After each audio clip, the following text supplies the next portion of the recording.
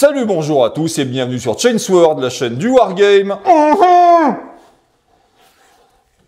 Bon, alors, déjà, on comprend rien à ce que tu dis. Ensuite... Pourquoi? Mais tu m'avais pas dit qu'on faisait une revue de faction à Drukhari? Non, on fait une review de faction Dark Elf Raider.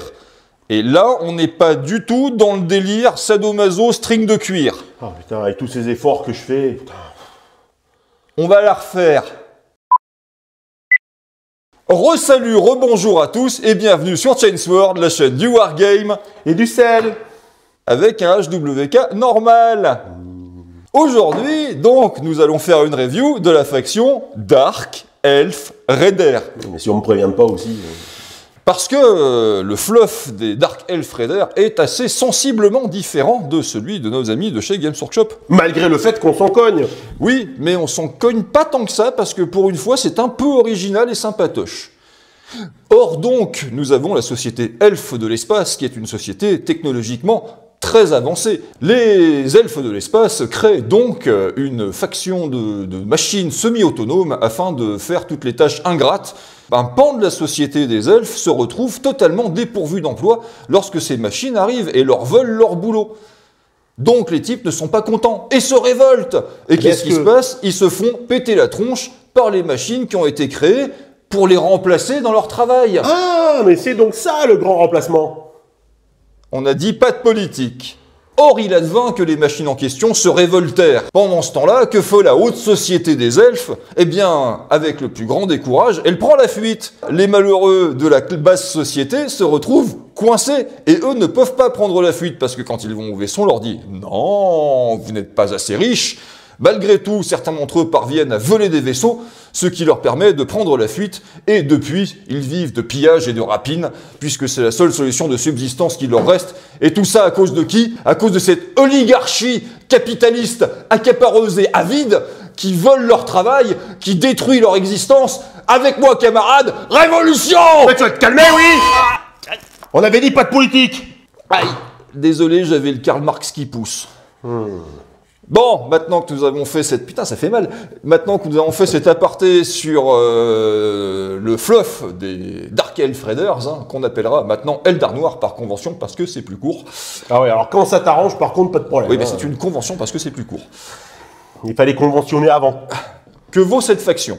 Sans surprise aucune, comme souvent chez les elfes, slash Eldar, slash ce que tu veux, avec des oreilles pointues et des grandes papates, quasiment tout le monde est fast. Donc c'est une armée qui est rapide, mais c'est une armée qui est en sucre. Ça veut dire qu'on aime bien la sucer. Non, pardon. Et c'est également une armée qui dispose de beaucoup d'armes avec la règle poison. Règle poison qu'on va rappeler tout de suite, comme ça c'est fait. Ignore la régène. Et si votre adversaire fait un 6 à la défense, il doit relancer ce jet de défense réussi. Ce qui en fait une armée extrêmement efficace contre des armées à faible sauvegarde. Ensuite, on va trouver, comme chez tout le monde, un domaine de sorts. Mais quelle surprise! Incroyable, qui se répartit de la façon suivante. 6 sortilèges en 3 niveaux, 2 de niveau 1, 2 de niveau 2 et 2 de niveau 3. Le premier sortilège de niveau 1. Vous choisissez 2 unités ennemies dans un rayon de 18 pouces qui auront -1 à leur jet de morale la prochaine fois qu'ils auront à tester au moral. Et c'est un sacré bon sort. Très bien. Très très bon, qu'on trouve aussi chez les Alien Hive par exemple. Ou d'autres factions. Voilà, ouais. et qui vous permet, quand vous avez impacté au corps à corps une unité, de maximiser vos chances de la faire piner ou anéantir, et c'est très cool. Nous avons un deuxième sort de niveau 1 qui consiste à cibler 2 unités ennemies dans un rayon de 12 pouces et de leur faire 2 touches chacune, ce qui est pas bien. C'est vraiment pas bien comme sort de dégâts. On va passer au sort de niveau 2. Hein. Le premier, vous choisissez 2 unités amies dans un rayon de 12 pas, auquel vous donnez la régène la prochaine fois qu'elles prennent des blessures. Et c'est vachement bien pour une armée qui a une faible défense de base, donc bon sort. Donc vous choisissez une unité ennemie dans un rayon de 12 pas qui prend 8 touches. Alors en vrai c'est un peu mieux que l'autre, mais ça reste pas ouf. Ça peut faire très mal sur des armées à faible défense, bref. Adrénaline, premier sort de niveau 3. Choisissez 2 unités amies dans un rayon de 12 pouces qui gagnent +2 pour toucher la prochaine fois qu'ils combattent en mêlée. Et là, vous allez me dire, +2 pour toucher au corps à corps, mais quel bon sort! C'est génial! Sauf qu'en fait, les bonnes unités de corps à corps des Eldar Noirs touchent souvent de base à 3+, voire pour celles qui sont les mieux construites, à 2+. Donc en fait, votre bonus de +2 servira à rien dans la plupart des cas. Et enfin, pour finir, le dernier sort de niveau 3, une figurine ennemie dans un rayon de 12 pouces se bouffe 3 touches AP4, et en vrai, c'est assez fort. C'est un bon snipe. Maintenant, il faut pouvoir le lancer. Voilà. Donc, overall, on a un domaine de sort qui est moyen bof, mais pas mauvais. Maintenant, avoir un domaine de sort correct, c'est bien. Avoir un truc qui lance des sorts de façon efficace, c'est mieux. Et si on attaquait les héros? Est-ce qu'on pourrait pas dire déjà que des héros, il y en a presque autant que des unités? Ah, il y en a 5, ça fait beaucoup. Mais c'est pas très grave, puisqu'il y en a une bonne partie qui sert à rien. Et voilà. Donc, le Dark Lord, ou autrement appelé pour les plus vieux de la V3, le Grand Voivode. Le Grand Voivode, qu'est-ce qu'on a 60 points, 3+, 4+, Fast, Hero, Tough 3. Donc déjà, de base, pour ce prix-là, c'est une bonne unité. Il est équipé, armé, originellement de un pistolet qui fait 2 attaques à 12 pouces poison, ce qui est pas en soi une mauvaise arme, et une arme de corps à corps qui fait 2 attaques vanilla sans PA, sans rien. Et qu'est-ce qu'on va lui mettre comme bulle à celui-là, dis donc? Alors, c'est un des problèmes des Eldar noirs. Voilà, ça commence. C'est que on a parmi les options de chef qui transmettent donc leur bonus à l'unité que 2 choix. Alors, quand on voit que certaines armées en ont jusqu'à 7, voilà, Norgul par exemple, Et Necron. 2 c'est un peu juste. Alors, on a un à 30 points qui lui donne la régène à lui et à l'unité qu'il rejoint. En vrai, c'est pas mal. Et on a, pour 35 points, Dark Strike, qui permet à lui et à l'unité qu'il rejoint de rajouter +1 à la PA de ses armes au corps à corps. Quand on va voir par la suite les unités de CAC, eh ben c'est une très bonne option. Au niveau des options d'armement, on peut remplacer son petit pistolet 2 attaques poison par un pistolet EMP qui fait 3 attaques rending à 9 pouces, bof. Un blast pistol qui fait 3 attaques AP4. Là, en vrai, ça commence à sérieusement faire bobo, mais que à 6 pouces. Donc, il faudra choisir entre charger au contact et utiliser cette arme-là. Un grenade launcher qui fait une attaque blast 3 à 18 pouces. En vrai, c'est pas trop mal pour seulement 5 points. Et enfin, un fusil de Elite machin, 2 attaques poison à 24 pouces pour 15 points. Mais... Et on peut remplacer son arme de corps à corps par un fouet d'agonie. Alors tout à l'heure, je disais qu'on n'était pas en délire SM cuir, mais un peu quand même. Donc un fouet d'agonie, une attaque blast 3, c'est un autre nom pour le marteau tonnerre nul. Une épée énergétique, 2 attaques AP1 rending pour 10 points, et une shell sword, je ne saurais même pas traduire ce truc, une épée coquille. Et pas une épée coquine. Voilà, une attaque AP2 Deadly 3 à 15 points, donc c'est l'équivalent du point tronçonneur. Voilà. Et enfin, on peut l'upgrader avec un overboard pour qu'il gagne Scout et Strider à 10 points, c'est pas cher. Surtout qu'en plus, c'est ce genre d'équipement typique qui permet de monter son perso pour pouvoir lui faire rejoindre l'unité à laquelle on le destine. Exactement. On peut en faire une succube, auquel cas il gagne la règle dodge, esquive. Ça, c'est bien, ça. Pour 10 points, tu imposes... Alors, il faut que toutes les figurines de l'unité aient cette règle. Si c'est le cas, tu imposes un malus de -1 à la touche à l'ennemi au corps à corps. Donc, s'il riposte, s'il y a des survivants, la riposte sera pas très mal. Donc, c'est une bonne règle. On peut lui mettre des ailes pour qu'il gagne embouche et flying pour 15 points. Donc, il sera fast embouche flying. Yay! Et on peut en mettre, faire monter sur une jetbike qui lui fait gagner Strider, Tough +3, Speed Boost qui le rend super fast, donc il bouge à 20 pouces, et un Twin Barb Rifle, donc il gagne 2 attaques, AP rien, poison, à 24 pouces, pour 90 points quand même, ça commence à être un peu cher. Alors, plus que doubler le budget du perso. Globalement, on peut se dire, mais que voilà un héros intéressant, avec une bonne qualité, des options d'équipement vastes et intéressantes, et certes que de buffs, mais de bons buffs. Le problème, c'est qu'il va être mis en concurrence avec le reste, et qu'il a peu d'options de corps à corps, or c'est sa destination première, le CAC. On peut aussi mettre, et c'est là qu'on va voir qu'il y a un problème, le trou Elite Raider. 50 points de moins. 50 points, 4+, 5+. Mais il est fast, hero, tough 3, trou vétéran, ce qui veut dire qu'il touche à qualité +1 au tir ou au corps à corps. Donc quand il s'agira de résoudre une attaque, vous aurez une qualité de 3+.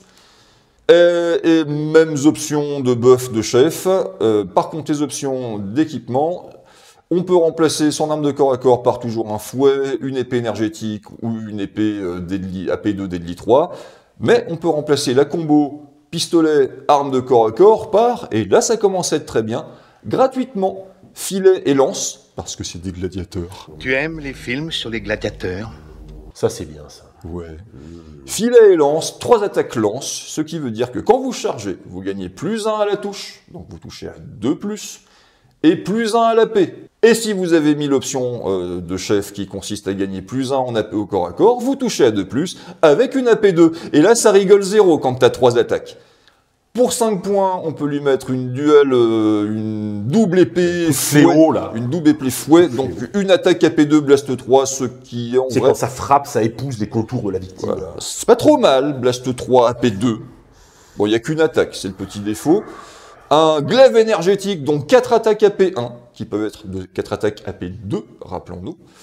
Et enfin, une paire de griffes de cristal, parce que pourquoi pas, c'est fancy, j'imagine. 4 attaques rending, qui peuvent donc être 4 attaques AP1 rending, pour seulement 5 points. C'est vraiment pas cher, on a un vaste panel d'armes de corps à corps. Tu remarqueras que j'ai rien dit. On peut l'upgrader avec l'overboard, on peut en faire une succube, donc avec -1 pour être touché au corps à corps, lui mettre des ailes, et une jetbike Qui coûtera moins cher, ce coup-ci. On le rappelle, ses attaques touchent à 3+, comme le grand voïvode. Donc, écoute, c'est un bon héros qui apporte plein de solutions. Peut-être un peu moins de commandement que le grand voïvode. Alors, ça va être le problème, on y reviendra quand on aura fait le tour de tout le monde. Ah, pardon. Pour moi, il y a un trou dans la raquette. Le Elite Raider, seulement 40 points, 4+, 5+, Fast Hero, Tough 3. Même équipement que les autres, donc un petit pistolet et une arme de corps à corps, mêmes options de buff pour lui et son unité, mêmes options d'armement, que ce soit au pistolet ou au corps à corps, et on peut lui mettre exactement en remplaçant le pistolet et l'arme de corps à corps que au prédécesseur. Par contre, lui, c'est pas un vrai vétéran. Bah non, donc il ne touche qu'à 4+. Et pourtant, les options d'armes coûtent le même prix. Voire la moto qui est encore moins chère. Oui. Du coup, dans aucun univers, tu vas mettre celui-là, parce que la différence de coût en points est ridiculement faible et que l'autre touche quand même vachement mieux au corps à corps. Donc, ça le disqualifie totalement et c'est ballot. À moins que vraiment il te manque 10 points, mais à ce moment-là, construis ta liste d'armées différemment. Et enfin, nous avons... Enfin, c'est pas fini, hein. Le Gentech Master, 45 points, c'est vraiment pas cher. 4+, 5+, héros, régénération, nativement, ce qui est plutôt pas mal. Tough 3, c'est plutôt pas mal. Et au corps, il a 2 attaques de corps à corps qui lui font 4 attaques, vanilla au cac. Problème, on notera qu'il n'est pas fast. Et pourtant, c'est le seul de l'armée qui puisse avoir Caster 2 pour 35 points ou Caster 3 pour 60 points. Donc c'est le seul qui peut lancer des sorts. Le problème, c'est que les sorts de buff, tu vas avoir du mal à les lancer parce que le reste de l'armée sera en train de crapahuter loin devant. Il est déjà parti, hein. Pendant que tu cours derrière comme un couillon. Ou alors tu l'actives en premier pour donner ton buff, mais à ce compte-là... Bah, de ce compte-là, tu deviens lisible. Donc c'est un problème, parce que déjà le domaine de sort est pas foufou, et que le lanceur de sort est pas incroyable. Il a, en plus de Caster 2, Caster 3, Alchimiste, ce qui donne une invulnérable, une Feel No Pain à 6 sur les blessures que tu as subies. C'est-à-dire que si tu subis une blessure, que tu rates ta sauvegarde, sur un 6, elle est annulée. Ce à quoi s'ajoute la régène derrière. Et si c'est une blessure due à un sort, elle est annulée sur du 2+. Alors, ça, plus la régène, ça en fait une unité réellement bien tanky. Maintenant, si tu mets ça, bah tu mets pas de caster. Donc c'est un problème. Donc il y a un moment, il va falloir se dire que chez les Eldar noirs, la magie, tu vas souvent devoir t'en passer. Surtout qu'en plus, les options d'armement de ce type-là sont pas... C'est pas incroyable, tu peux remplacer... On a un pistolet à seringue, voilà. Une attaque d'Idli 3 à 12. 100 PA. 100 PA pour 5 points. On a pareil, les quelques options d'armes pour remplacer son pistolet qu'on lui a payé fort cher par ailleurs, à 5 points. On peut remplacer encore par un Elite Barb Pistol qui va rajouter une attaque de plus, on va perdre le deadly, ça va nous ramener le poison pour un total de 2 attaques, 12 pas poison pour 10 points. La seed gun, c'est un lance-flamme avec poison. Voilà, 20 points, parce qu'on a déjà payé, souvenez-vous, le pistolet à seringue. Ensuite, on a l'Arcane Rifle, bon, qui a un sniper à 30 points. Mais pourquoi faites-vous ça? C'est la seule option de snipe que tu aies en conjonction avec l'unité qui l'accompagnera naturellement quand on lit les caractéristiques de l'unité. Maintenant, est-ce que cette armée a besoin de sniper? Est-ce que ce personnage-là a vocation à faire du snipe? Enfin, le cul entre pas 2 chaises, mais 3 chaises. On peut quand même remplacer son arme de corps à corps par un électro-corrodeur, donc 2 attaques AP, 1 poison. En vrai, c'est une bonne arme. Ce qui est drôle, c'est que c'est le seul à avoir accès à des armes de CAC qui ont AP4. poison. Oui. Mais on peut pas lui donner le +1 à la paix au CAC parce qu'il a pas le Dark Strike. Non. On a aussi le fouet d'agonie, une autre arme qui fait 2 attaques poison, une arme qui fait une attaque AP2 Deadly 3, du classique. Alors, on va quand même se rendre compte que là, il y a un problème avec ce profil, et pas que dès le début, mais aussi là, en ce qui concerne les options d'armes, parce que pour 5 points, vous avez le choix entre une arme qui a 2 attaques AP1 poison, et une arme qui a 2 attaques poison. C'est quand même la seule unité de corps à corps du jeu qui a accès à 2 attaques AP4 avec les Scissor Claws à 15 points. Bon, c'est pas son boulot, c'est bien, t'as de la P4. Bon, passons au profil suivant. Voilà. Le Cult Henchman. Donc du coup, lui, c'est le porte-flingue. Alors, 55 points, 4+5+, bof. Fast, Hero, Takedown, Tough 3. Alors, Takedown, rappelons comment ça marche. Takedown, c'est intéressant parce qu'en fait, c'est le sniper de CAC. Lorsqu'il se retrouve en corps à corps, une fois par partie, il choisit une unité, une figurine de l'unité avec laquelle il est engagé, et il fait une attaque à qualité de plus, AP1 Deadly 3, sur cette figurine, comme si elle était considérée comme une unité de 1. C'est le snipe de CAC. Donc c'est un peu sympa en vrai, contre certaines armées qui ont des persos avec des pas grosses sauvegardes, tu peux le one-shot, ce qui est un peu fun. En plus de ça, on a 4 attaques poison au CAC, qu'on peut remplacer par 4 attaques rending au CAC pour plus 5 points. Rending qui coûte plus cher que poison. Toujours. Et on peut également remplacer ces 2 katanas, machin, à part. Alors, un pistolet qui tire à 18 pouces, 4 attaques poison. Pourquoi pas. Et une dague empoisonnée, 3 attaques. Au corps à corps. On perd une attaque de CAC poison pour en gagner 4 à 18 pas pour 25 points. Ouais, et pour finir, hein, pour 30 points, on peut remplacer donc ces armes par 3 attaques poison toujours, et avec 4 attaques AP3 à 12 pouces, et en vrai, c'est plutôt fort. Maintenant, il n'a pas en bouche le merdier. Donc tu pourras pas tellement aller flinguer l'unité que tu veux, parce que clairement tu vas pas le mettre avec une unité, il n'apporte aucun buff. Donc c'est un personnage que tu vas jouer solo et qui servira en gros à aller one-shot le personnage chiant dans l'unité que tu veux flinguer. Mais le problème c'est qu'il a pas en bouche, donc il va y aller à pied, alors certes en étant fast, mais ton adversaire étant a priori pas complètement idiot, il va pas te laisser faire.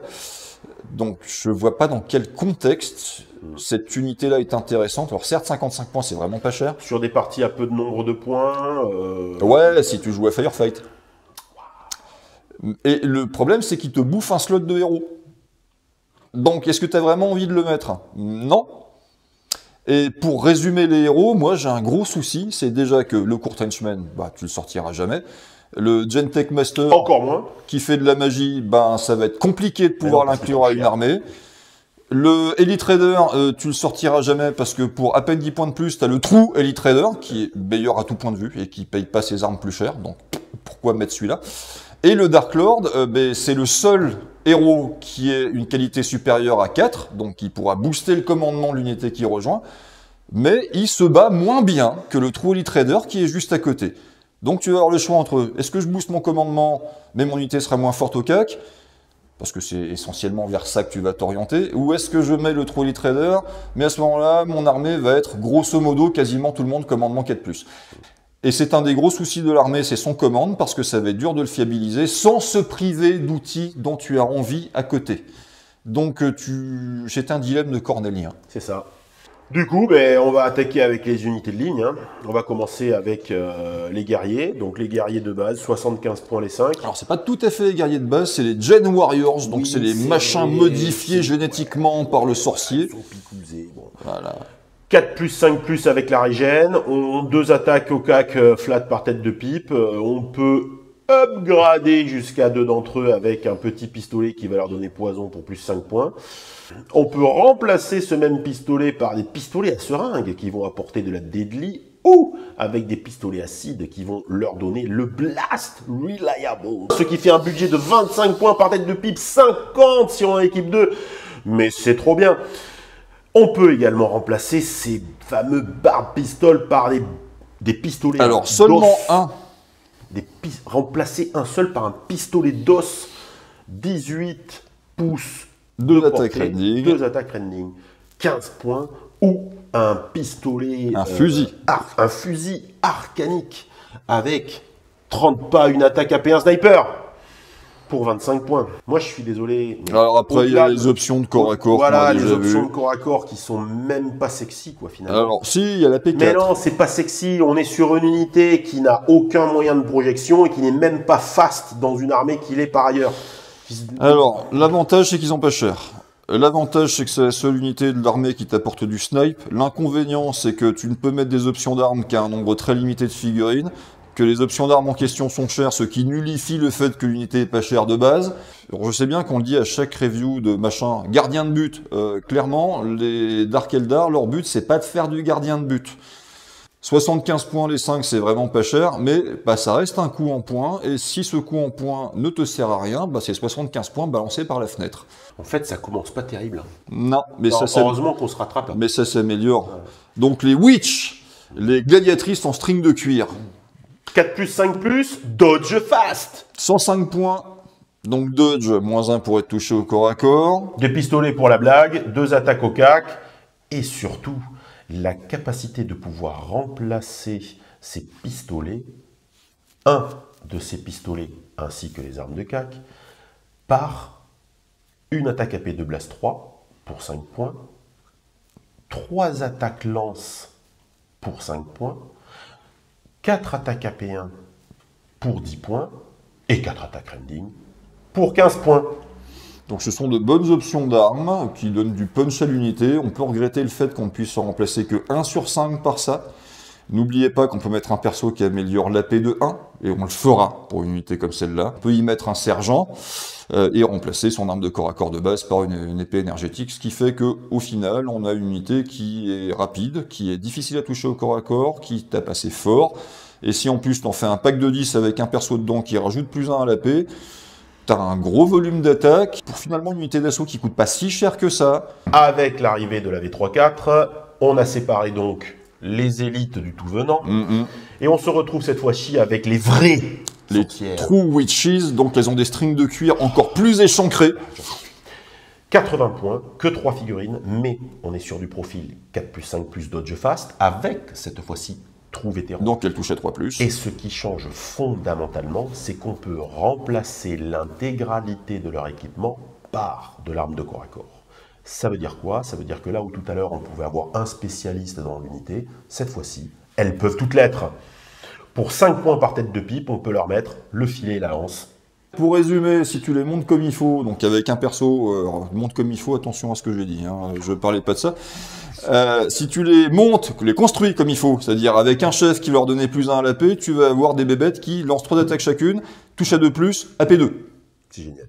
Alors oui, c'est un devis, mais punaise, qu'est-ce que ça tabasse. On peut les équiper toujours pareil, avec les épées fléaux, les glaives à énergie, les fruits machin, là, les griffes là, de cristal. Alors ma préférence ira quand même aux lances, parce que toucher à 2+, c'est un vrai confort au corps à corps. Ouais, les gladiatrices de l'espace, qui ont une certaine capacité de projection avec le fast, le perso qui va leur amener cet AP plus en cac, la 2+ pour toucher. Alors, ils ont conservé, comme les witch normales, la possibilité de faire un sergent avec une épée énergétique, ce que je trouve parfaitement inintéressant dans la mesure où toutes les options d'armes auxquelles tu as accès par ailleurs sont meilleures. Oui, parce que pour 5 points de plus, au lieu d'aller chercher l'AP1, on va pouvoir aller chercher 2 attaques supplémentaires.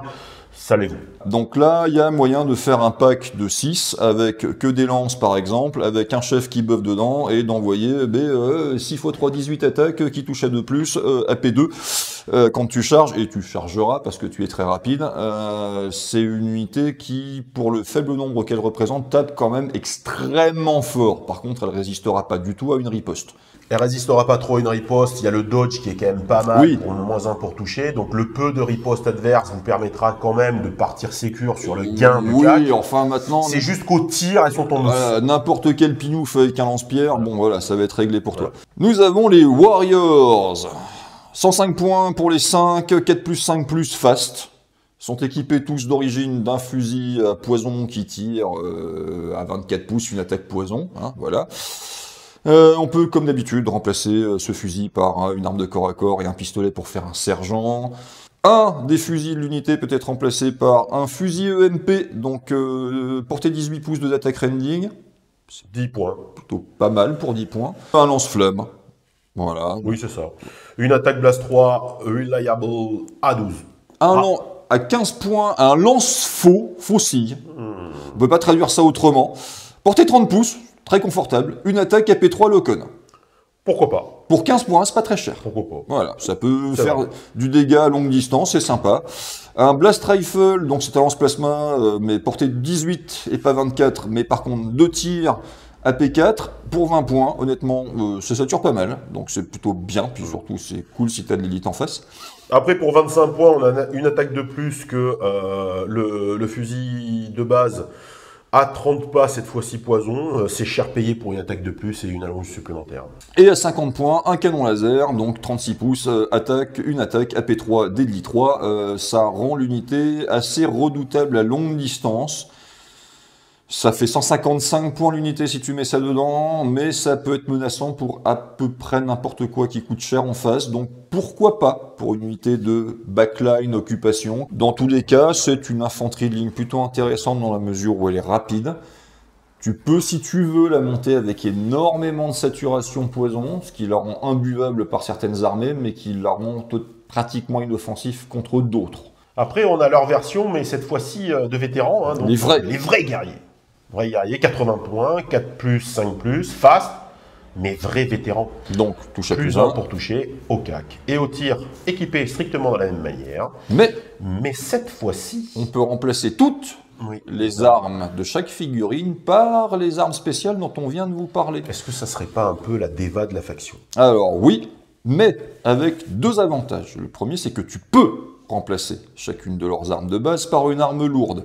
T'es pas obligé. Donc tu peux mettre des points de vie tampons à ton unité. Bon, alors après, ils sont quand même 80 points les trois, le point de vie tampon, il douille un peu. Mais c'est quand même moins emmerdant que chaque fois que tu perds un marine, tu perds un canon laser. Là, tu perdras juste un fusil à la con. Voilà. Ils sont quand même fast, ce qui te permet de les repositionner très facilement, voire de progresser pour prendre la table tout en tirant, avec une puissance de feu très conséquente. Qui peut devenir très conséquente. Parce que là, par exemple, quand on prend le lanceur de faux, dont on parlait tout à l'heure, pour 20 malheureux points, on se retrouve quand même avec une unité qui a... Qui est un client sérieux pour tous les aériens, les stealth. Alors, il les descendra pas, mais il va leur faire quand même sacrément bobo, et encore, il descendra pas. Il va avoir droit à son test de commande. Hein. Exactement. Donc, l'un dans l'autre, c'est une bonne unité de support et d'appui-feu. Ça peut être de la bonne saturation, là aussi. Et je pense que c'est même la seule unité de support et d'appui-feu intéressante de l'armée. Elle est chère, mais il y a quelque chose à aller chercher. Ah, Les surfeurs de l'espace. oui. Donc, ceux qui sont pas du tout pompés sur le bouffon vert. Jamais. 185 points les 5, 4+5+, fast, scout, strider. Tu veux de la mobilité? Prends de la mobilité. Alors, est-ce que c'est une unité de fusillade à cause de sa portée de 18 de ses deux attaques poison? Ou alors unité de CAC parce que chacun a deux attaques AP1 au CAC? Eh bien, on peut remplacer leur glaive de deux attaques AP1 par un fouet d'agonie, une attaque blast 3, une épée énergétique, deux attaques AP1 rending pour 5 points, ou une griffe qui chope, comment on peut dire ça, grapple pour attraper. Oui, c'est ça, une griffe attrapeuse. Tu sais, c'est comme dans les fêtes foraines. Voilà, c'est une attaque AP2 Deadly 3 pour 10 points, et remplacer un de ces ratatas par un lance-missile fantôme qui va lui donner une attaque blast 3 à 18. Ainsi qu'une attaque poison à 18 pour 10 points. Très clairement, pour moi, c'est une unité de mobilité et de CAC. Alors, elle m'ennuie, cette unité de mobilité de CAC, parce que, bah, effectivement, ils seront plus efficaces au corps à corps qu'au tir. Mais Nativement, hein, vanille. Mais le souci, c'est que tu payes quand même une arme de tir, 2 attaques 18 pouces poison, c'est pas gratuit. Dont tu te serviras relativement rarement. L'unité est séduisante sur le papier parce que c'est pas très cher, 185 points les 5. Le fast combiné au scout Ah oui, bien sûr. et combiné au strider. Ah oui, tu vas prendre la table très très vite, mais une fois que tu l'as prise, tu fais quoi? Et tu vas chercher autre chose. Oui, mais dans la liste, il y a mieux. Est-ce qu'on n'aurait pas des cauchemars? Alors, c'est les incubes. 3 plus 4 plus. Fast Slayer. Donc Slayer, on rappelle, si vous combattez une unité qui a Teuf 3 ou plus, vous gagnez plus 2 à l'AP. Rappelons-nous qu'on peut y mettre un perso qui donne nativement AP plus 1. Donc voilà. De base, ils sont équipés d'épées énergétiques, 2 attaques AP 1 rending par tête. Donc si vous combattez le truc qui a Teuf, c'est 2 attaques AP 3 rending. Et si vous avez mis le bon perso, c'est 2 attaques AP 4 rending. Donc c'est la très bonne unité de corps à corps du jeu, c'est leur élite. Ouais. C'est une unité que j'aime beaucoup parce qu'elle s'adapte au type de cible qu'elle va combattre. Moi, j'aime bien les figurines de Games. Aussi, elles sont chouettes et il n'y a pas grand-chose à en dire dans la mesure où, ouais, je conçois assez mal une armée de Dark Eldar sans un pack de Nightmare dedans, avec un chef qui va redonner le buff de plus 1 à l'AP pour aller vraiment impacter et taper super fort. Ouais, vous dégagez tout. Ou leur mettre la régène. Avec, ça en fera une des rares unités de tanky. Après, l'intérêt d'aller chercher le Dark Strike avec cette unité, c'est que avec l'AP plus le rending, tu aurais tendance à dire ouais, mais c'est le rending en plus. Ouais, mais ça ne proc que sur le 6. Oui, mais tu laves tout ce que tu touches. Oui. Les mecs, il a régène en face, on s'en fout. C'est la bonne grosse des stars des familles. Et qui est pas si cher que ça. Très abordable. Voilà. Abordable. Les guerriers ailés, est-ce qu'on n'enchaînerait pas comme ça des trucs du genre unité bien, unité moins bien, unité bien? Alors, les guerriers ailés, donc très bien, on passe dessus. Ah non, elle est encore pire. Bon, alors on va rester dessus. Alors, 160 points les 5, 4+4+, en bouche, fast flying. Ouh, c'est très séduisant. Et on peut y mettre un héros, puisque les héros ont accès à des ailes. Ouais, c'est génial. Sauf qu'en fait, au tir, on va se retrouver avec 2 attaques à 18 poisons par tête de pipe, plus une attaque de CAC. Donc très clairement, on va aller sur une... De la fusillade. Voilà, de la fusillade. Alors on peut quand même mettre un sergent avec l'équipement classique, une C'est épée ça. énergétique qui servira pas à grand chose. Et remplacer une de ces armes, donc 2 attaques poison à 18, par des armes spéciales, donc lui filer le rending, aller chercher un lance-flamme, un équivalent fuseur, un équivalent poison à 30 pas. On a aussi par contre Alors, c'est le canon laser directement. Oui, et c'est la seule unité de l'armée qui a accès à du Fusion Rifle, donc 18 pouces, une attaque AP4 Deadly 3, c'est la seule unité de l'armée qui est ça. Maintenant, 1 pour 5. Voilà. Moi, très clairement, c'est cher pour ce que c'est. On va vite taper dans les 320 points, ce à quoi il faudra rajouter 50 points, donc on va taper dans les 370 points pour avoir 2 tirs de fuseur. Non, moi, très clairement, dans l'optique où on veut la jouer, c'est vraiment pour séquencer les embouches, ou alors, après c'est cher. Hein. Ah ouais, mais c'est le problème. Mais éventuellement, aller chercher, non, ça non. Bah si, parce que... Parce que même un perso, ça n'a pas de sens. Parce que l'embouche peut te permettre de les placer où tu veux sur le champ de bataille pour attaquer une figurine, un tank qui tirera en indirect par exemple. Tu pourras aller le chercher maintenant, une fois de plus. Le chercher avec une attaque sans à zapper par tête de pipe. Je vois pas trop ce qu'on peut faire de ce truc-là, et d'autant plus qu'on l'a vu, les True Warriors sont devenus la bonne unité d'appui feu de l'armée. Donc ceux-là... Bien, allez, parce que maintenant qu'on a parlé d'une unité médiocre, on va parler de la meilleure unité de la faction. Pourquoi tout de suite la meilleure unité de la faction? Les Shadow Warriors. Les guerriers de l'ombre. Ils sont cachés dans les ombres, ils sont prêts à jaillir. D'ailleurs, ils ont la règle de Shadow. 270 points les 5. Et oui. 270 points les 5. Pour Bon. du 3+5+. Hein. Sans teuf, hein. Mais fort heureusement, fast, of course, shadow, stealth, donc tu fais plus, hein, tu me tires à plus de 9 pouces, j'ai -1 pour être touché, et strider, donc ça bouge tellement bien. Shadow, ça fait quoi? Mais Shadow, en fait, c'est un rewarding de tunnelier, c'est strictement la même chose. Donc tu embouches jusqu'à 1 pouce de l'adversaire. À plus d'1 pouce de la dernière. Donc, qu'est-ce qu'on peut dire? 270 points pour une unité qui peut arriver exactement où elle veut avec une qualité de 3+. Une bonne projection. Mais nous attendons à des armes de corps à corps ou de tir absolument folles qui vont permettre de rentabiliser les 270 points que coûte ce truc. Qu'est-ce qu'on a? Ben, on a 2 attaques AP1 à 18. Donc ça fait pampan. C'est même pas une blague, hein, c'est écrit sur votre écran. 2 attaques AP1 à 18. Et pour couronner le tout, on va quand même retrouver 2 attaques poison au CAC par tête de pipe. Est-ce que c'est pas incroyable? Non, moi je dis, il n'y a rien qui... On a tout éclaté. Qu'est-ce que tu veux faire avec ce truc? C'est abyssalement nul, je ne comprends même pas que ça puisse coûter 270 points. Le problème, c'est que on est en conjonction d'une succession de règles qui Coûte cher. Qui coûte cher en fait. Voilà. La qualité 3+, il faut qu'on la paye. Le fast, on l'a vu dans un jeu de contrôle d'objets T4, c'est important. Qui se joue en 4 tours, c'est fondamental. Le shadow, c'est pété. Le stealth, bon, pourquoi pas, mais le problème, c'est que toujours pareil. On se déploie jusqu'à un pas des unités ennemies, mais on a stealth. Bah, donc si on vide pas le mec en face ou que voilà, ben cette stealth sert à rien quoi, en fait. C'est ça. Voilà, donc c'est une règle qui coûte très cher et on a Strider qui nous permettra de nous déplacer très bien si on survit. De pouvoir exploiter le fast jusqu'au bout. Donc tu te dis bon ok, ben écoute là ça commence à s'accumuler, mais bon. Le problème c'est qu'ils ont 0 impact en fait. Ben non. Tu payes 270 points pour un truc qui va faire 10 tirs à P1. Moi, c'est incroyable. Dans d'autres listes d'armées, dans d'autres factions, on arrive à sortir pour le même nombre de points des unités qui font mieux et qui sont 2 fois plus nombreuses. Ah bah oui, les dépeceurs au hasard, je veux dire, voilà. Donc, je pense que ce truc-là est dans le peloton de tête des unités les plus pourries du jeu. Non mais c'est abyssalement nul. Voilà. Après, si l'un d'entre vous joue plein de Shadow Warriors, non au prix où ça coûte, il veut pas en jouer beaucoup. Non. Joue des Shadow Warriors et lave le cul de ses collègues avec, et que c'est trop fort, c'est incroyable. Expliquez-nous comment vous faites et ce que vous en faites, parce que moi comme ça, c'est une blague.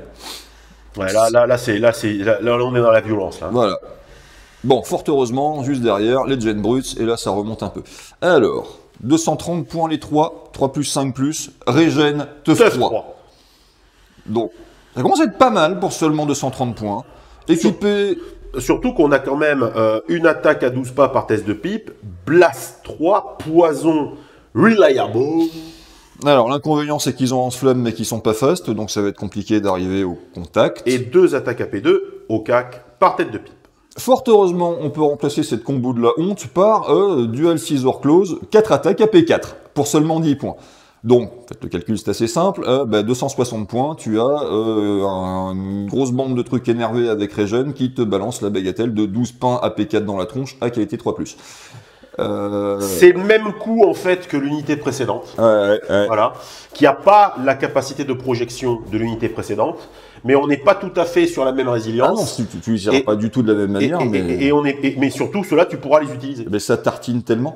Alors certes ils sont pas fast, bon donc du coup spoiler il va falloir les monter dans un véhicule, mais ça remplace avantageusement les cauchemars dans un raider. Et là on peut mettre le perso qu'on a vu tout à l'heure qui devrait être sorcier, mais qu'il est pas bien en sorcier, mais que par contre si tu le mets avec eux il leur donne en plus de leur régène une autre Feel No Pain à 6+ par-dessus, donc là on commence à avoir une unité qui est très résistante, qui a beaucoup d'AP4. C'est bien les Gen Brutes en fait. Ouais, c'est pas mal. Oui. Les Jetback Riders, eux que je trouve qu'ils enterrent totalement la tronche des Overboard Raiders qu'on a vu précédemment. Ouais, mais bon, ils ont pas scout. C'est pas faux. 215 points les 3, 4+, Strider, Tough 3, Very Fast, on bouge à 20 pouces, si on court. On est équipé de 2 attaques poison à 24 pouces, plus une attaque poison à 12 pouces, plus des armes de corps à corps, Vanilla. Il en fallait. Donc honnêtement, ça tape pas fort, donc ne considérez pas ça comme une unité de combat. En revanche, c'est une excellente unité de contrôle map, parce que autour de 200 points, on est encore dans l'unité qui servira à ça, et qui bouge extrêmement bien.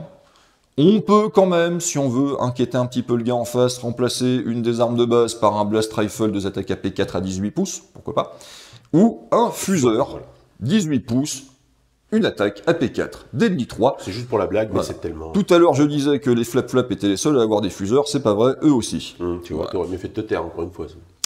Ben, pour seulement 20 points, ça peut rendre l'unité un poil inquiétante pour l'adversaire et l'obliger vraiment à aller la chercher, la gérer. C'est un choix logique dans le sens où c'est une unité qu'on va devoir amener à faire bouger. D'accord. Ça veut dire qu'il va falloir qu'on aille chercher les objets, qu'on se déplace, qu'on fasse des contournements, qu'on aille très vite quelque part.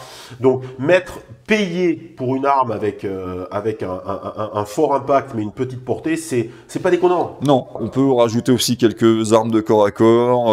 Bon, on peut en mettre Impact 3, alors sur une seule figurine, ce qui n'a pas grand intérêt. Ou leur coller une attaque AP2 dès le dit trop au corps à corps, mais clairement ils sont pas faits pour ça. Bon, non, les jetbikes, ne pas hésiter à en mettre parce que c'est une des unités les plus mobiles du jeu, que pour ce qu'ils font, ils sont pas très chers, donc c'est bien, c'est vraiment bien. La béite griffue. Ouais, 90 points, 4+4+, Furious, Tough 6. Tough 6. 6 attaques AP1 au CAC. Et pour 10 points, le scout. Donc en fait, c'est une unité qui coûte 100 points. Oui, parce que tu mettras scout. Voilà, 100 points, c'est dans le contexte de EPR vraiment pas cher. Pour une unité Tough 6, scout, 4+4+, 6 attaques AP1. Non, c'est génial. Si vraiment tu veux jouer du MSU pour avoir plein d'activations, pour contraindre ton adversaire à épuiser ses activations avant que tu fasses rentrer dans l'arène, alors l'endroit où on se bat, hein, pas la femme du roi, hein, pour faire rentrer dans l'arène tes unités à fort impact, et ben la Cloud Beast, elle est super bien. Et c'est le genre de saloperie qui, pour seulement 100 points, va aller T1 cliquer un objectif et dire à ton adversaire, bah vas-y, viens me chercher pour le récupérer. Ah, t'as des unités qui valent 200 points minimum, c'est con. Oui, c'est très bien. Voilà. Très bien. Donc, super bien la Cloud Beast. Ouais, et puis... S'il vous reste un slot d'unité, mettez-en une. Les 6 attaques AP1 en plus, avec le Furious, on commence déjà... Ah bah c'est pas ridicule du tout, elle se bat globalement correctement bien au CAC. C'est pas juste un plot à 100 points, c'est aussi une unité qui se bat correctement bien. Les nuées de corbeaux, dis donc. Ouais, ça aussi c'est vachement bien. Putain, ça va m'énerver ça, je sens. 105 points, 5+, flying, tough 3, 3 attaques, rending, pour 10 points, scout en plus, mais... Combien ils valent tes scarabs? Oui, non, on va te dire que c'est parce que comme ils ont une qualité 6+, toutes leurs touches, elles sont AP4. Ouais, mais là, sauf que eux, ils font 2 fois plus de touches. Ils ont une qualité 5+, et que donc, ils font 2 fois plus de touches. Donc, j'insiste, le coût des scarabs n'est pas justifié. Hein.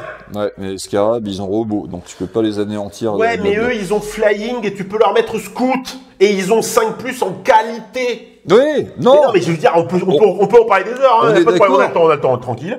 Mais on peut en parler des heures. C'est une très bonne nuée. Mais c'est une excellente nuée. Voilà. Idem, dans une optique de MSU, c'est très bien pour prendre la table tout de suite, épuiser les activations de l'adversaire, poser des petits problèmes de micro-gestion au gars d'en face qui vont l'embêter. C'est ça. Il y a une projection qui est quand même vachement intéressante avec le flying. On pourra regretter, il n'y a pas fast, il n'y a pas strider. Mais le flying sur unité scout, ça permet vraiment d'aller de ce pouf, il y a un mur, il n'est plus là. Il y a un bâtiment, il est plus là. Tu fais quand même 24 pouces T1, 12 pouces de scout plus 12 pouces de mouvement comme tes flying qui ignorent tout. 24 pouces T1, tu lèches la zone de déploiement de l'adversaire dès le premier tour.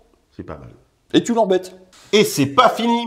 Non. Parce que la ménagerie est pas terminée. Il y en a d'autres. Hein. Les Bloodhounds. Voilà. 90 points les 5, 3+5+, donc déjà 90 points pour un truc qui fait 3+, plutôt cool.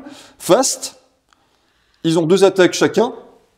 Vanilla, pas de PA, pas de poison, rien du tout. Et pour 15 points, on leur met scout. Voilà, donc pour 105 points, on a une unité qui se projette très très bien, qui combat pas exceptionnellement bien au corps à corps, faute au manque de PA et de règles spéciales. Mais grâce à la 3+, en qualité, on va plutôt sécuriser ces tests de co. Et derrière, on sait que, voilà. Et ne pas oublier qu'on ne combat pas systématiquement des Space Marines. Oui, ou des Primaris. Voilà, si tu vas impacter du garde impérial, du boy orc, du guerrier de photo, toutes ces cochonneries-là avec une sauvegarde pas top, bah tu vas leur faire bien mal à la mouille.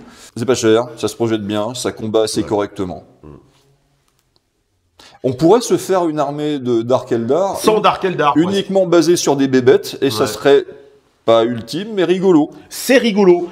Amusez-vous, il y a du fun, c'est un jeu. Il faut aller chercher le type de gameplay qui nous correspond le mieux. Voilà. Les véhicules et les monstres. Parce que là, il y a des monstres. Parce qu'il y a des monstres. Le Raider, 3+, 2+, Impact 3, Strider, Tough 6, Transport 11, very fast. Un petit ratata, donc alors un petit. canon laser qu'on peut remplacer par un petit ratata. Donc le profil du canon laser, vous le connaissez tous, 36 pas, une attaque AP3 Diddly 3 que l'on peut ou pas remplacer, de toute façon c'est gratuit, remplacer par un canon destroyer qui porte toujours à 36 pas, mais qui cette fois-ci nous apportera 3 attaques AP2. Et ne pas oublier que ce truc-là a 3+, donc ça touche bien. Oui, c'est un canon laser qui est, en fait, ça coûte presque moins cher que les flap-flap avec leur canon laser qui, eux, tirent à 4+. Oui. C'est génial. Faut pas le dire, tu l'as dit trop fort, mais on pense pareil. Après, les gens vont faire pareil, non? Voilà. En plus, tu peux mettre Chacun reste libre. en plus, tu peux mettre du monde dedans. C'est génial. Et surtout, on peut l'équiper avec le petit lance-missile des familles, sympa. On peut lui donner un pack. Ouais, c'est pas mal une attaque Blast 3. On peut lui donner stealth. Non, on peut surtout, pour 15 malheureux points, lui donner l'ambush. Et un transport very fast en ambush. C'est un excellent outil tactique. J'ai la table de jeu, j'embouche là, je peux finir ici. Mais c'est génial. Alors par contre gaffe, parce qu'il est quand même relativement fragile et il n'y a pas grand chose de pas cher que tu auras envie de mettre dedans. Donc si tu te le fais descendre, aïe bobo. Mais effectivement. C'est pour ça qu'il faut être capable de mettre la pression par ailleurs sur la table depuis sa zone de déploiement, avec les fameuses unités scouts, tout ça, mais aussi et surtout avoir d'autres embouches pour séquencer. Mais bon, ta Strider Very Fast, normalement, tu devrais pouvoir te déployer en embouche cachée, et après, ça devrait bien se passer. Comment il s'appelle? Le Ravageur. 445 points, 3+2+, Impact 3, on s'en fout. Strider Tough 9, c'est un peu mieux, ça encaisse mieux. Very Fast, toujours Very Fast. Mais cette fois-ci, nativement, avec 3 canons laser que nous pouvons gratuitement, l'un ou l'autre ou tous, remplacer par des canons qui destroy. 3 attaques à 36 pas, AP2. Et ensuite, les mêmes options que son prédécesseur. Voilà. L'embouche coûte un peu plus cher, tout ça, mais voilà. Bah, tu m'étonnes, parce que bon, il y a un moment, remarque, est-ce que tu as vraiment besoin de l'embouche quand tu portes à 36 pouces et que tu es very fast, tu te redéploies très facilement de 10 pouces plus 36 pouces de portée. Non, mais c'est toujours pareil, ça fait avoir une pause en moins T1, pouvoir la positionner où on veut par rapport à l'adversaire. C'est toujours très intéressant d'agir sur le déploiement. Moi, je cracherai pas sur l'embouche. Le truc tire quand même très fort. Oui. Mais genre vraiment. 3 tirs de canon laser, voilà, c'est quand même, à 3+. C'est fiable. Le problème, c'est qu'il est quand même moins endurant qu'un char de combat classique TUF 12. Mais sa mobilité le rend quand même beaucoup plus flexible. Oui. Il y a du pour et il y a du contre. Dans tous les cas, on peut pas dire que c'est une mauvaise unité. Et si tu joues intelligemment, tu peux le rentabiliser assez facilement. D'autant que tu peux splitter en mettant 2 armes différentes, engager un peu d'infanterie lourde d'un côté, faire des dégâts sur un char, etc. Tout est ouvert et c'est plutôt cool. J'aime bien le Heavy Skimmer. On a après la moto d'assaut Levi Jetbike pour 200 points, 4+2+ des familles, Impact 3, Strider, Tough 6, Transport 6, Very Fast, avec du ratata. On a 3 tirs de poison à 30 pas et 2 tirs de poison à 24, que l'on pourra remplacer par un lanceur faux, un tir AP3 à 30 pouces et avec l'Ocon pour plus 5 points, ou un canon barbelé qui va lui rejoindre le tout premier déjà équipé pour un total de 6 tirs poison à 30 pas. Je vois pas dans quel contexte c'est intéressant. Parce que déjà il est 4+, que son armement est pas incroyable, même une fois qu'il a été augmenté par les options payantes, que tu ne transportes que 6 figurines, que l'option d'embouche n'existe pas. C'est ça le véritable problème en fait, c'est qu'on se retrouve sur une unité qui coûte un peu moins cher que le Raider, mais qui a tellement de... Ben 50 points de plus pour le Raider, pour avoir une meilleure qualité, avoir un meilleur transport, pouvoir être mis en embouche, avoir une bien meilleure arme. Encore, le transport serait optionnel, ce qui permettrait de baisser un petit peu son devis en coût en points. On pourrait s'en servir de plateforme mobile. Voilà, un genre de lance-speeder, voilà. Mais là, en l'état... pour 200 points, on va aller chercher les motos. On va aller chercher les motos. Exactement. Alors, donc Leech Engine, machine sans su. 180 points, 4+2+, Fear 1, pourquoi pas. Fearless, ça c'est cool. Régénération, c'est bien. Tough 6. Ok, bon, ben là tu vas me dire, mais ma foi, le truc encaisse très bien, pas mal de points de vie, une bonne défense, une régène par-dessus. Pas très mobile, ça doit être truc de cac. C'est du fearless, donc ton test de co, ça devrait se passer correctement. Bon, très bien, qu'a-t-il sous le Vortex, donc Vortex des armes, un tir à 18 pouces, Blast 6. Alors, vous savez tous à quel point je suis pas fan du Blast 6. Parce que tu l'exploiteras pas souvent, ton Blast 6. Et puis surtout qu'avec une unité mobile comme celle-là, le temps que tu arrives à portée de ton arme, il y aura plus d'unités trop avec 6 pagus en face. On va avoir au CAC Heavy Claw, 3 attaques AP1, plus un stomp 2 attaques AP1, ce qui fait un total de 5 attaques AP1. Vous savez, je sais compter. On peut remplacer le Soul Vortex par un... alors donc le Vortex des âmes par un... Siphon des âmes. Par un siphon des âmes. Voilà, donc 12 pouces, 6 attaques poison. Alors c'est le même problème que le précédent, mais en pire, parce que t'es pas rapide et que tu ne portes qu'à 12. Et que en plus tes attaques impactent pas fort. Alors, ce qui peut le sauver, c'est que pour 60 points de plus, ce qui le fait à 220 points. Tu choisis 2 unités amies dans un rayon de 12 pouces à qui tu donnes la régène la prochaine fois qu'ils prennent des touches. C'est à ça qu'il sert. Vrai, c'est pour ça qu'il a été construit. Mais c'est un bon buff. C'est très cher. Là, déjà. Et ensuite, c'est bien, mais le problème, c'est que ton armée a tendance à vouloir aller se projeter loin et vite sur la table.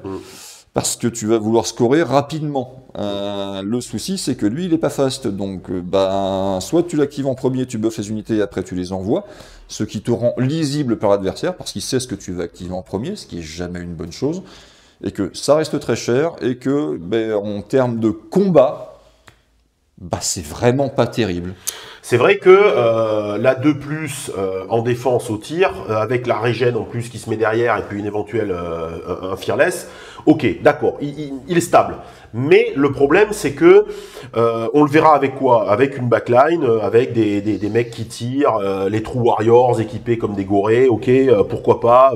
On attend que le mec en face sorte, on l'active en premier, on file la régène, et puis après il peut se déplacer, ou les suivre, parce que rien ne l'empêche de courir et d'activer la régène. Oui. Mais c'est cher quand même, parce que on va quand même arriver à payer 240 points à 240 points, oui, à une unité qui va filer la régène à des types qui ont 5+ en défense, quoi. Alors, c'est important quand même, la régène. D'accord, mais faible sauvegarde. oui, peut-être, mais ils sont que 6 ou 3, bon, je sais pas. C'est cher, pour moi c'est cher. Ça se joue, hein, ça se joue. La version tout nu est pas chère, 180 points, c'est pas cher. Mais pourquoi faire? Pour protéger ta backline, mais en même temps, quand tu joues Dark Eldar, t'as pas de backline. Ta voilà. backline, c'est la zone de déploiement adverse.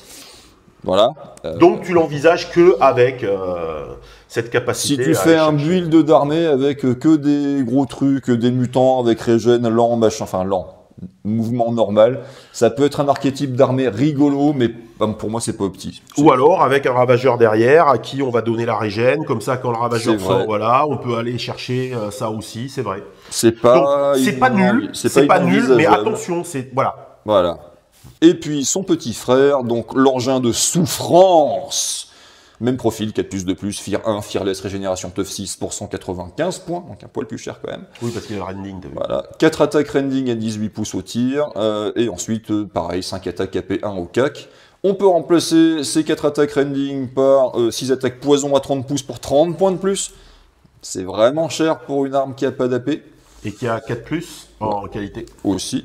On peut mettre un Twin Heavy Fusion Gun, là c'est pas trop mal en vrai, mais c'est 40 points pour 2 attaques AP4 Deadly 3, qui touchent toujours qu'à 4+. Ça fera une touche. Voilà, et on peut mettre un Stinger Cannon, donc 2 attaques Blast 3 fiables, à 24 pouces. En vrai, c'est la moins pire des options, mais 40 points, quoi. 40 points.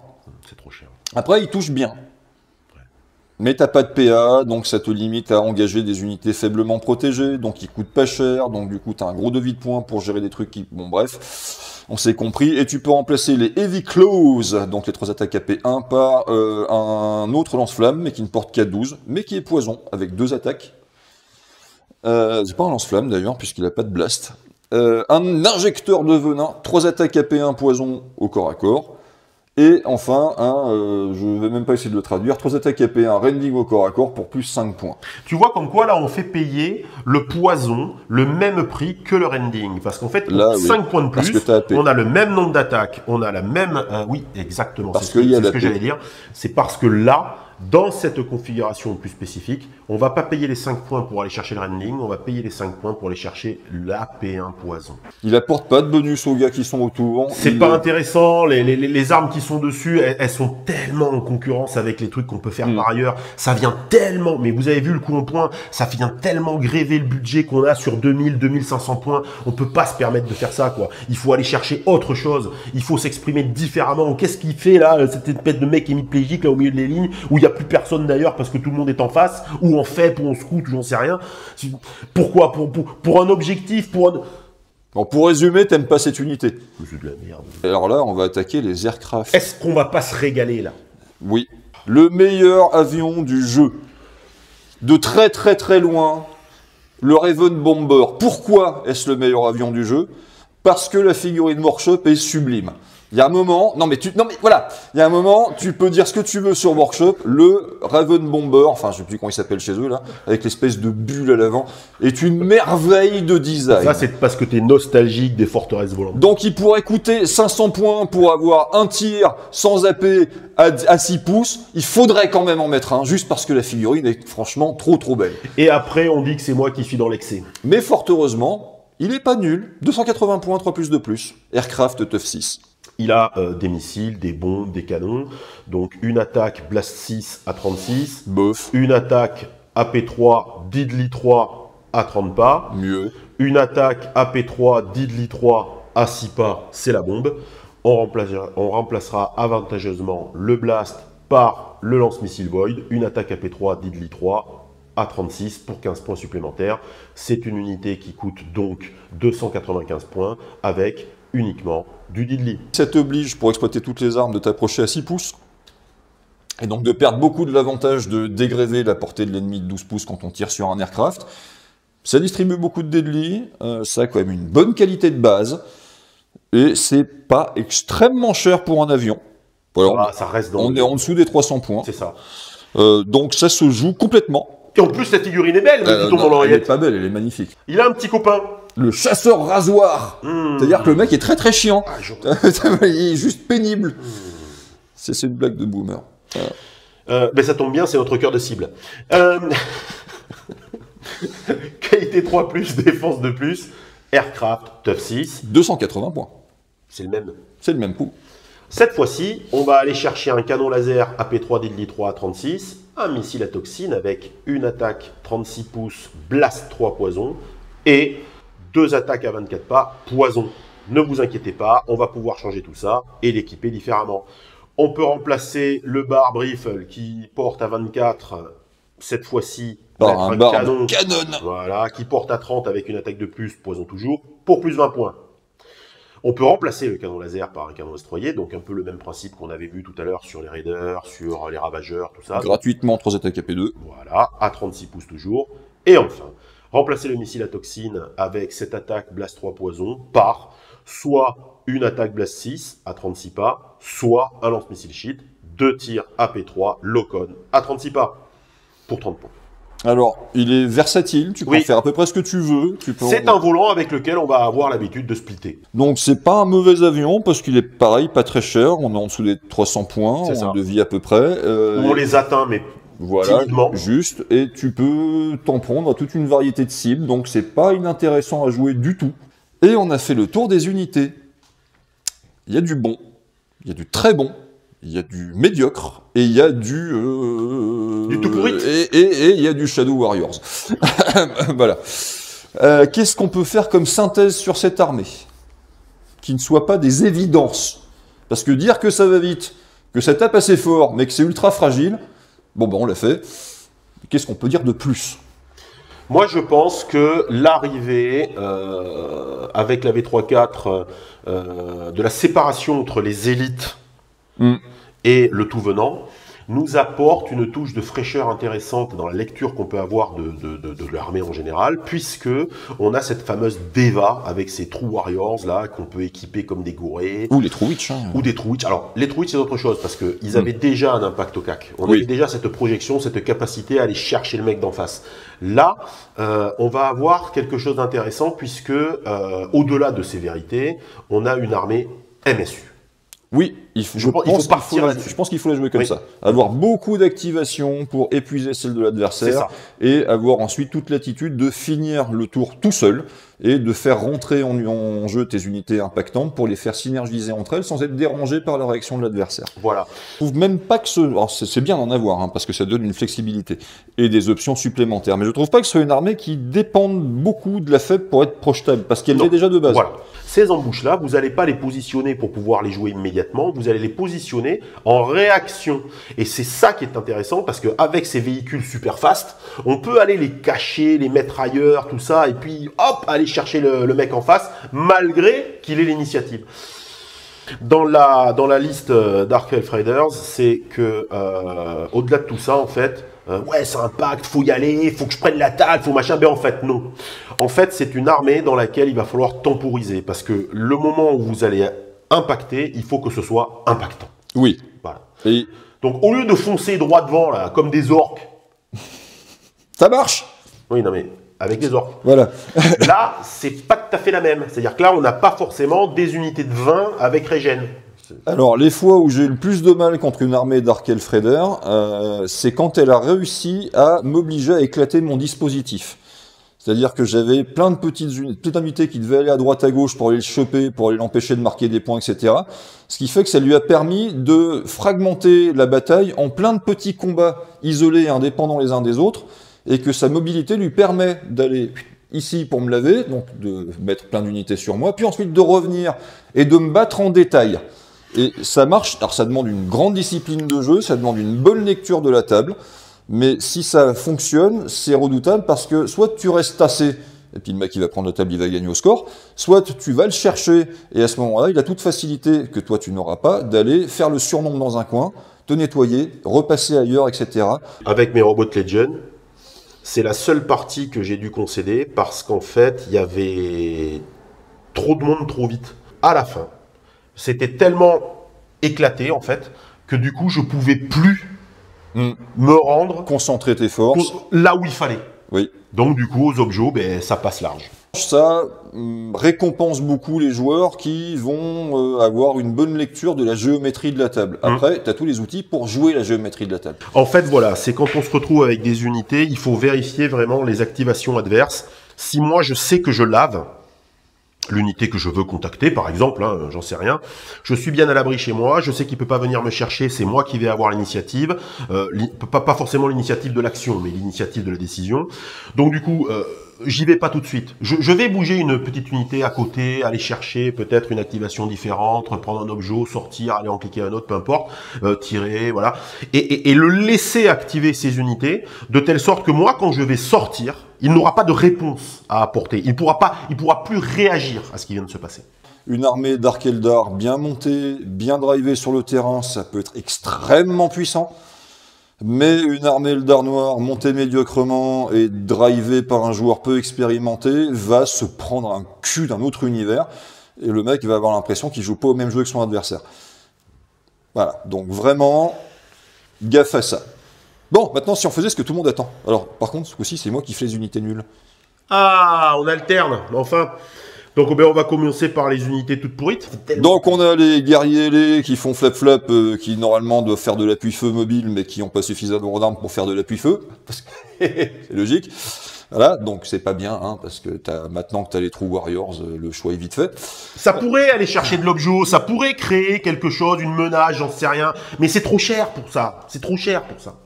Je vais vous surprendre en prenant le perso à 505 points, qui est donc le porte-flingue du culte, donc le perso qui a takedown, parce que dans aucun univers tu t'en sers en fait. C'est-à-dire à un moment tu te crames pas un slot de héros pour ça, d'autant que ton armée dépend des buffs quand même. Surtout que les buffs ici sont très structurants, voilà. donc tu vas aller chercher les héros pour les mettre. Exactement, donc il y est, c'est mignon. Bah on dirait un peu une unité de Firefight qui s'est perdue à Grim Dark Future. Et pour finir, hein, pour la bonne bouche, hein, les Shadow Warriors, j'ai toujours pas compris. Peut-être que je suis teubé, auquel cas expliquez-moi à quel point je suis débile, mais les Shadow Warriors, pour moi, c'est une des plus mauvaises unités du jeu. C'est simple, pas de la faction du jeu. Et les trois bonnes. Mais une, très clairement, moi, qui depuis la V3.4 me plaît énormément, il n'y a rien à faire. Hein.